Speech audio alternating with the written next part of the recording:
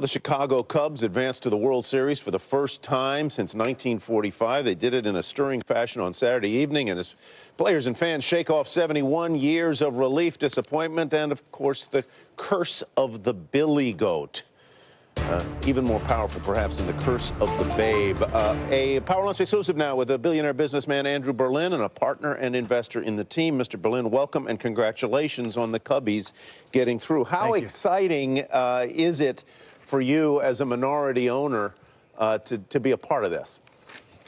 It's very exciting because I get to see a plan that's been executed by fantastic ownership. The Ricketts family has done a fantastic job, along with Theo Epstein, Crane Kenny, Jed Hoyer, Jason McLeod, just the brain trust that has started this plan years ago, and here we are going to the World Series. It's very exciting. It's quite a day for Mr. Ricketts with his history with Ameritrade, et cetera. But obviously, it's going to be an interesting series. Two teams that have had more suffering than most. The Indians haven't won since, what, 48, and have gone through some lean years as well.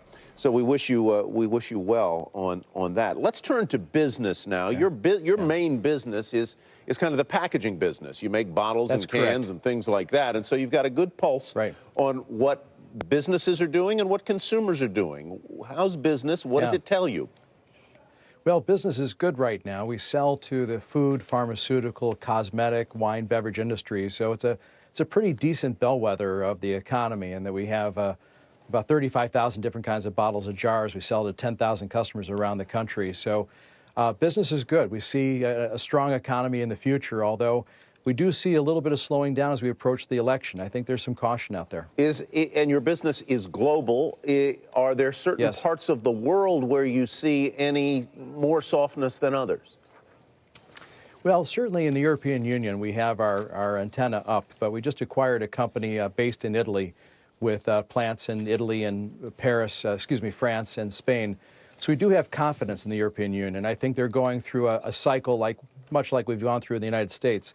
But, you know, for every mountain there's a valley, and every valley there's an opportunity to come back up. And we believe the European Union is going to be fine probably within the next year. Tell me more about that.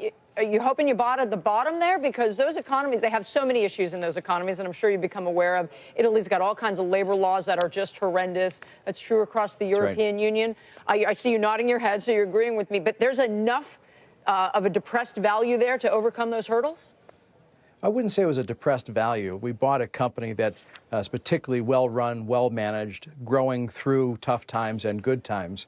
And so the addressable market there, at least in the packaging industry, is quite sizable. And the company that we purchased there has addressable market to go. So though the economy may soften a bit, the ability to take share from competitors and to build new products and be innovative in Europe, and the innovation is appreciated in the packaging industry, there is an opportunity to grow. We feel confident that we will. I want to get back to the Cubs, Andrew, if we can. I got a lot of friends in Chicago. I mean, they're still drunk. Yeah. I mean, literally, they're still drunk. Okay, I talked to one of them this morning. I'm like, are you awake? Cub fans are good drinkers, I'll tell you right now. Yeah, but here's the thing. You're sober, right?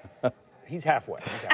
Here's the thing, Andrew. How much have you guys been able to do an analysis of what it would mean financially? Forget about the emotion. It would be 110 years. I get that. But Wrigley's sold out every game anyway, right?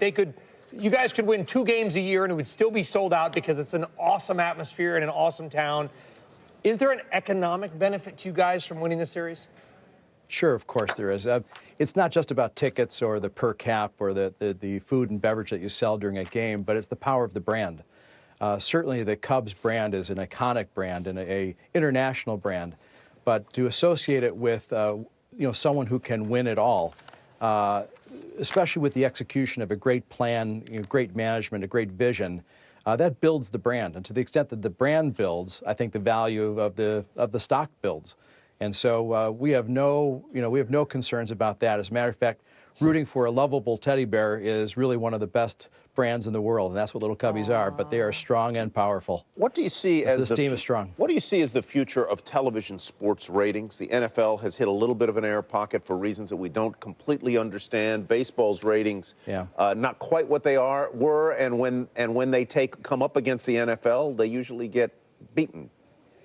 What about that? Well, the NFL has a few issues of their own that are not the same issues in Major League Baseball. And what's so nice is that our commissioner in Major League Baseball has a plan, as do the owners, a plan to improve the demographic, for example, to attract younger viewers, to shorten the length of the game, to build into the game a little bit more offense to stimulate the viewers. But these are all plans that MLB is bouncing around and analyzing. But they are very much aware of what it takes to to build the attendance and build the demographic. But I have great faith in it. There's 80-something million tickets sold to major and minor league baseball on an annual basis. A lot of Americans love baseball. They sure do. You're a minority owner. You still get good seats, though, right? I get quite a few perks, but one of the best perks is just being able to watch an amazing front office and team on the field execute a plan that was the groundwork of which was laid a long time ago. From a really good seat. Yes. Yeah. Do you want to sit with me? Is that what's going on here? Next time I'm in Chicago, I'm going to take you up on that. Congratulations. Okay, deal.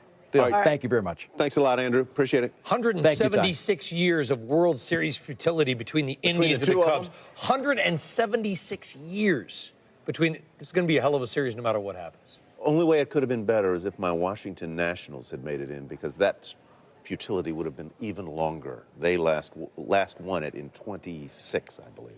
My great-grandfather's best friend was Walter Johnson. Is that right? Yeah, well.